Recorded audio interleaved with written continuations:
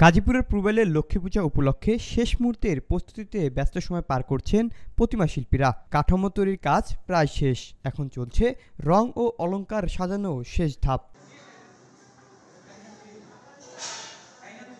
কামারগাঁও এলাকার সত্যনারায়ণ লক্ষ্মী মন্দিরে চলছে প্রতিমা তৈরির প্রস্তুতি।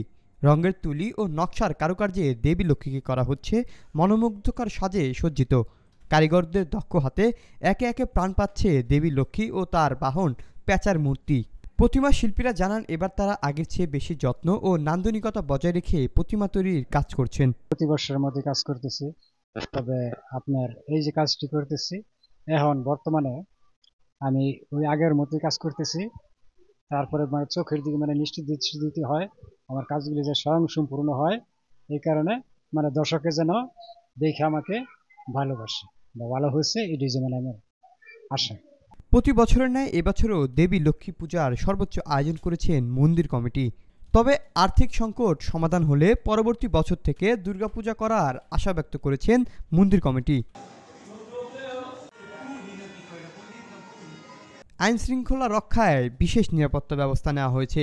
দুর্গাপূজার ন্যায় আসন্ন লক্ষ্মী পূজায়ও পুলিশ প্রশাসনের পক্ষ থেকে কঠোর নিরাপত্তা ব্যবস্থা থাকবে। প্রতিটি মণ্ডপে টহল ও সিসিটিভি মনিটরিং করা হবে বলে জানান জিএমপির ভারপ্রাপ্ত কমিশনার।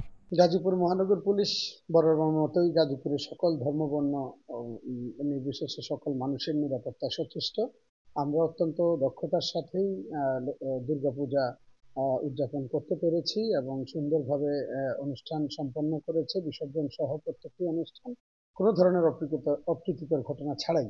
তো আমি প্রত্যাশা করব লক্ষ্মী পূজাও আমরা অত্যন্ত সুন্দরভাবে সমাপ্ত করব। এজন্য আমি পর্যাপ্ত নিরাপত্তা ব্যবস্থা আমরা রেখেছি এবং পূজা উদযাপন পরিষদের লোকজনের সঙ্গে কথা বলে রাষ্ট্রের অন্যান্য আইন শৃঙ্খলা বাহিনীগুলোর সঙ্গে সমন্বয় করে আমরা এটাও সুন্দরভাবে পার করতে পারবো বলে আমি বিশ্বাস করি। আগামী 6 অক্টোবর সারা দেশে পালিত হবে লক্ষ্মী পূজা। পূজা ঘিরে কামারগাঁও এলাকায় এখন উৎসবমুখর পরিবেশ বিরাজ করছে। শিশুরা অপেক্ষা করছে আলোকসজ্জা সজ্জিত মণ্ডপ দেখার জন্য, আর বড়রা মেতে উঠেছেন প্রস্তুতির শেষ মুহূর্তের কাজে।